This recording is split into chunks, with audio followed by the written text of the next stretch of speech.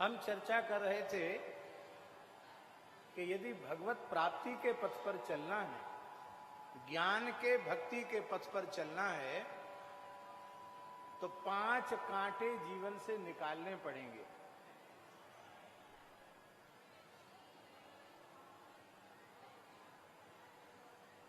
तलवे में कोई गंभीर कांटा लग जाए, एक भी लग जाए तो चलना मुश्किल होता है। और 5-5 कांटे बिंधे हुए हों गहरे तक, उनको जब तक आप निकाल कर नहीं फेंकेंगे तब तक आप चल नहीं सकेंगे।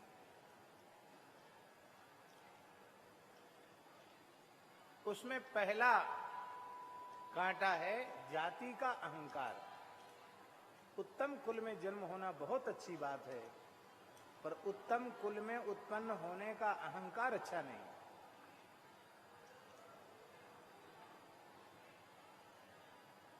अहंकार के कारण ज्ञानी पुरुषों का, भक्त पुरुषों का तिरस्कार हो जाता है। पतन का मूल ही अहंकार है। इसकी चर्चा हम कर चुके हैं। विद्वान होना बहुत अच्छा है, पर विद्या का अहंकार होना पतन का कारक है। हमने चर्चा की, अहंकारी विद्वान को ही ज्ञान खल कहा जाता है। उसका ज्ञान अपने लिए भी उपयोगी नहीं होता, राष्ट्र और समाज के लिए भी उपयोगी नहीं होता। विद्वान होना अच्छा है, पर विद्या का अहंकार होना अच्छा नहीं। रूपवान होना अच्छा है, पर रूप का गुमान होना अच्छा नहीं।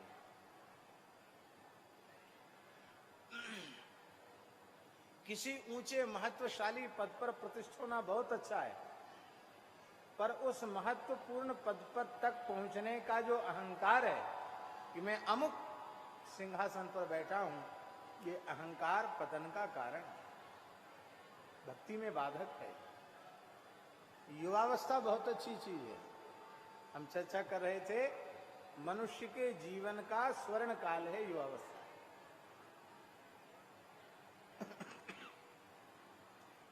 ये जो कृपा श्री बालाजी की, भोले बाबा की, श्री सन्यासी बाबा की, दादा गुरुजी की जो कृपा आपको इस समय प्राप्त हुई है, विचार करो, ये कृपा 50 वर्ष की आयु में प्राप्त होती तो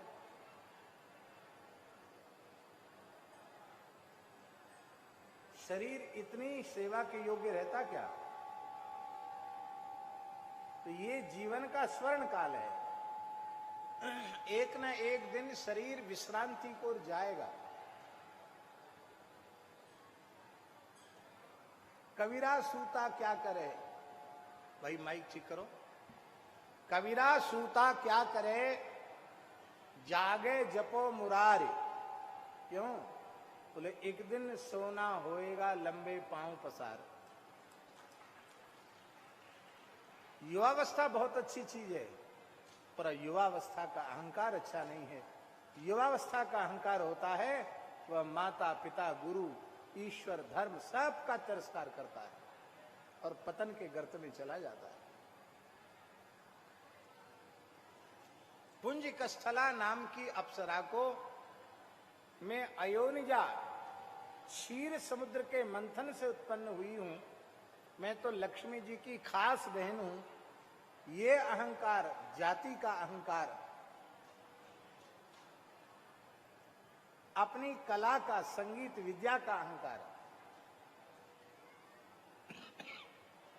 स्वर्ग में वह अत्यंत प्रतिष्ठित थी, प्रतिष्ठा का अहंकार, रूप का अहंकार और युवावस्था का अहंकार। अप्सराओं में युवावस्था निरंतर रहती है, उनको वृद्धावस्था नहीं आती है। ना वो कभी बालिका होती है और ना वो कभी वृद्धा होती है। 16 वर्ष की युवती निरंतर बनी रहती है, ये अहंकार। और इस अहंकार ने एक समर्थ ऋषि का तिरस्कार करवा दिया। उन महर्षि ने श्राप दे दिया जिस अहंकार के कारण तू ब्राह्मणों का, ऋषियों का तिरस्कार करती है, वह तेरा रूप नष्ट हो जाए और तू बानरी हो जाए।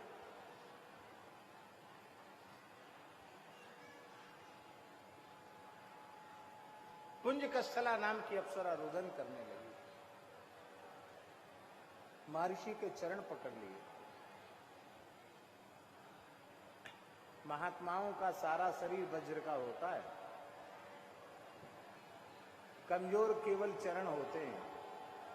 सारा शरीर वज्र का होता महात्माओं का, सबसे कमजोर इनके चरण।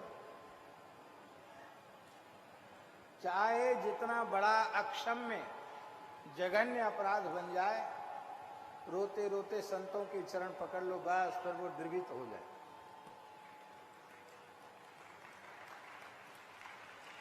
क्योंकि प्रकृति तो कोमली है ना, दया की प्रकृति है, करुणा की प्रकृति है। पुंजकस्थला अप्सरा ने रोते रोते महर्षि के चरण पकड़ लिए। भगवान, मैं तो बालिका हूं, अपराध हो गया, मेरे अपराध को क्षमा करें।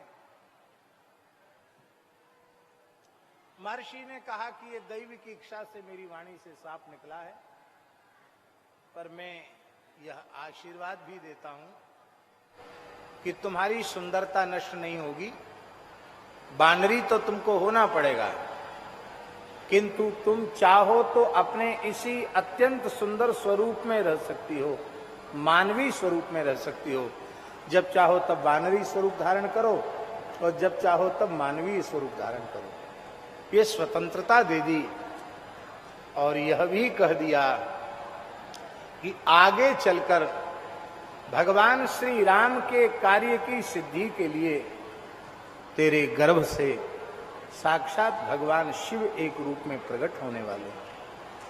आशीर्वाद दिया। कल्प वेद से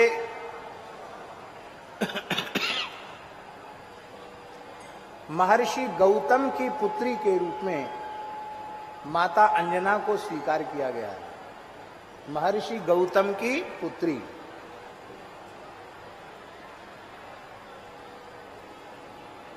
महर्षि गौतम की पुत्री का अर्थ है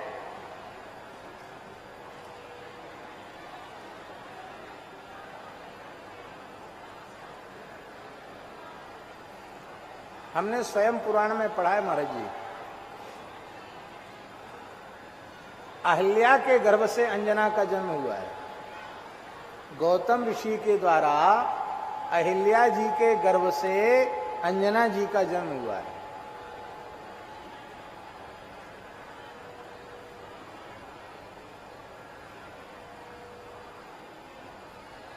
अब आप समझ लो, महर्षि गौतम तो खास नाना है हनुमान जी के, अहिल्या जी खास नानी हैं और जनक जी के कुलपुरोहित सतानंद जी खास मामा जी हैं। बोलो भक्तवत्सल भगवान की जय हो। ये हनुमान जी का मातृकुल है, बड़ा पवित्र मातृकुल है श्री हनुमान जी महाराज का। और कल्प भेद से एक कथा और आती है कि कुंजर नाम के बानर के यहाँ आप अंजना नाम से बानरी के रूप में प्रकट हुई। कल्प भेद से दोनों ही बातें ठीक है। अंजना का विवाह सुमेरु पर्वत पर अपने शासन का विस्तार करने वाले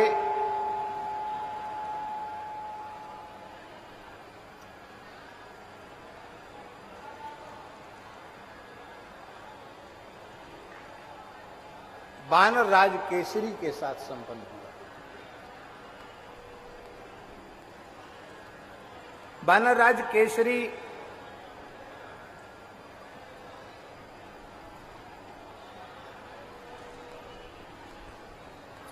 बड़े वीर थे, बड़े बलवान थे, बड़े पराक्रमी थे, बड़े सुंदर थे।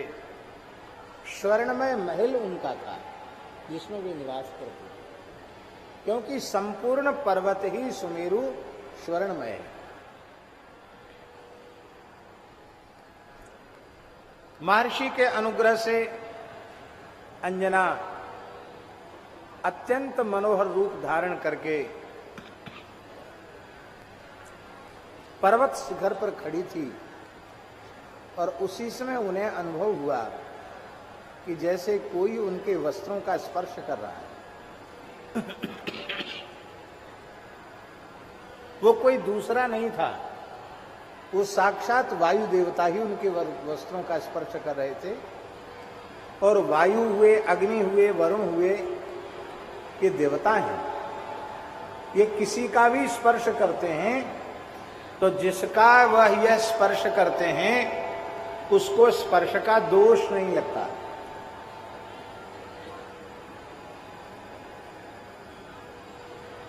हमारा जी प्राणवायु सबके भीतर संचरण कर रहा है कि नहीं? आप वायु से बच के कहां जाएंगे? पानी बहुत कम हो जाए तो आदमी खत्म हो जाएगा। पानी सबके भीतर है कि नहीं?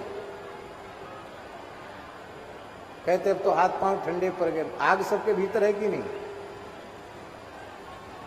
तो अग्नि, वायु, जल ये देवता हैं, इनके स्पर्श से कोई दूषित नहीं होता, इन्हें दोष नहीं लगता। पर महासती अंजना ने क्रुद्ध होकर कहा कि कौन दुष्ट मेरे शरीर का स्पर्श कर रहा है? वायु से बच के कहां जाएंगे? पानी बहुत कम हो जाए तो आदमी खत्म हो जाएगा। पानी सबके भीतर है कि नहीं? कहते अब तो हाथ पांव ठंडे पड़ गए। आग सबके भीतर है कि नहीं? तो अग्नि, वायु, जल ये देवता हैं, इनके स्पर्श से कोई दूषित नहीं होता, इन्हें दोष नहीं लगता। पर महासती अंजना ने क्रुद्ध होकर कहा कि कौन दुष्ट मेरे शरीर का स्पर्श कर रहा है? वायु देवता ने खड़े होकर कहा, महासती आप मुझे श्राप न दें, भगवान शिव की आज्ञा से मैं आया हूं, सप्तर्षियों के द्वारा प्रेषित आया हूं और भगवान शिव का अमोघ तेज तुम्हारे कर्ण मार्ग से हमने तुम्हारे गर्भ में स्थापित किया है। साक्षात भगवान शिव ही प्रकट होने वाले हैं, परम पराक्रमी पुत्र होगा ऐसा वर देकर वायु अंतर्धान हो गए। और अंजना ने प्रसन्न होकर यह अपनी बात वानरराज केसरी को बताई। और इस प्रकार ये वाल्मीकि रामायण का प्रसंग है। इस प्रकार से शंकर सुवन केसरी नंदन तेज प्रताप शंकर सुवन केसरी नंदन तेज प्रताप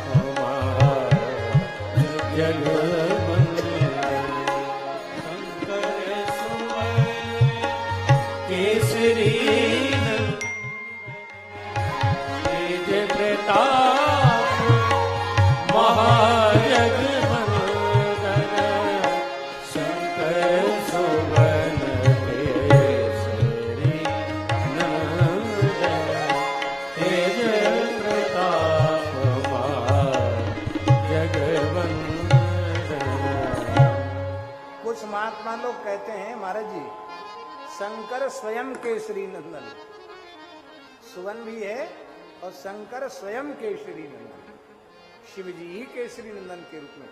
ये भी पुराने महात्माओं का प्रचलित पाठ यह भी है, शंकर स्वयं केसरी नंदन।